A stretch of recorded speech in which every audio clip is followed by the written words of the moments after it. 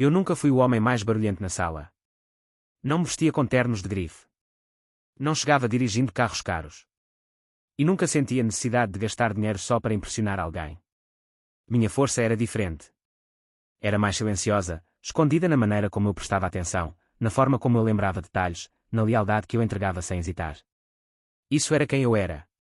E quando conheci a Serena, realmente acreditei que finalmente tinha encontrado alguém que pudesse ver valor nisso. Aconteceu numa tarde comum, no lugar mais inesperado, uma livraria. Ela deixou cair uma cópia de A Arte da Guerra enquanto equilibrava uma pilha de outros livros, e eu me abaixei para pegá-la antes que tocasse o chão. Ela olhou para mim, sorriu de canto e disse algo como: "Acho que vou precisar disso para lidar com pessoas como você." Ela riu, não de forma cruel, mas com um brilho que me pegou de surpresa. Começamos a conversar e, pela primeira vez em muito tempo, senti que alguém tinha interesse genuíno. Serena não era como eu. Ela era inteligente, espirituosa, sempre pronta com uma resposta rápida. As pessoas eram naturalmente atraídas pela sua confiança, enquanto eu era mais reservado, observador, e sim, talvez até um pouco desajeitado. Mas ela me disse uma vez que achava meu silêncio reconfortante, até encantador. Isso foi suficiente para fazer eu acreditar que finalmente tinha tropeçado em algo real. Os primeiros dias foram lindos na sua simplicidade. Ela era quem mandava mensagem primeiro, ligava do nada só para dizer que sentia minha falta. Ela me dizia que eu a fazia se sentir segura, que confiava em mim de uma maneira que nunca tinha confiado em ninguém antes. E eu me apegava nisso com força. Fiz tudo que pude para proteger aquilo. Eu aparecia quando ela precisava de mim, apoiava suas ambições, mesmo quando as minhas estavam escapando do alcance. Eu lembrava dos pequenos detalhes que ela mencionava casualmente, comemorava suas vitórias, carregava seus fardos. Na época, achava que era assim que o amor devia ser. Mas, lentamente, a energia entre nós mudou. Não foi uma explosão, nenhuma briga dramática, apenas pequenas rachaduras que se ampliaram a cada mês que passava. Percebi primeiro na maneira como ela se comportava com as amigas. Houve um jantar em que esqueci minha carteira. Ri da situação, pronto para pagar na próxima vez, mas ela se entregou ao momento, brincando na frente de todo mundo. Ele está sem grana, mas quer bem, ela disse com um sorriso de canto. A mesa explodiu em risadas, e eu forcei um sorriso, mesmo com o estômago torcendo. Dizia a mim mesmo que era inocente, só uma brincadeira. Mas as piadas continuaram. Ela contava histórias de eu errar a pronúncia de uma palavra em francês, do dia em que usei meias diferentes no branch da empresa dela, sempre fazendo performance para os amigos dela, com ou com uma piada. Eu ficava lá sorrindo, assentindo, fingindo que não me incomodava. Mas lá no fundo, eu me perguntava se estava perdendo o respeito dela aos poucos. Queria acreditar que ela não tinha intenção, que ela me amava como uma vez tinha dito. Mas a dúvida já rastejava dentro de mim. O ponto de ruptura veio numa noite na festa de aniversário da melhor amiga dela, Tânia. O lugar estava lotado, música e quando, copos tilintando. Serena já tinha bebido demais. Eu estava ao lado dela quando alguém perguntou: "Então, esse é o cara?" Claramente, estavam falando de mim, curiosos se eu era o homem com quem ela levava a sério.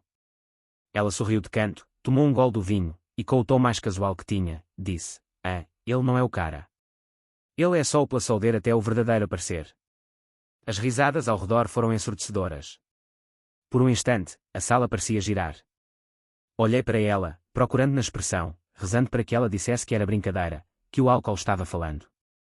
Mas não houve correção, nem desculpa nos olhos dela, só aquele mesmo sorriso de canto. Meu peito ficou pesado, mas eu não causei escândalo. Não discuti, não exigi respostas. Simplesmente assenti, sorri educadamente e saí. Aquela noite foi diferente. Não liguei, não mandei mensagem.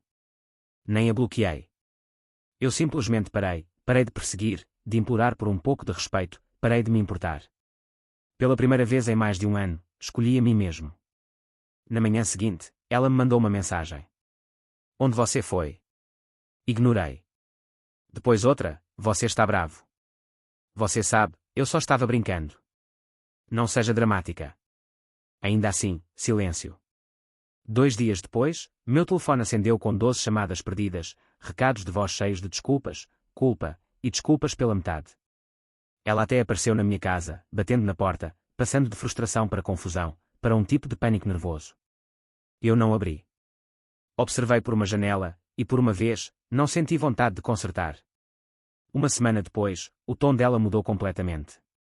Nada mais de piadas, nada de minimizar. As mensagens ficaram desesperadas. Saudades de você. Podemos conversar. Eu errei. Por favor, responde.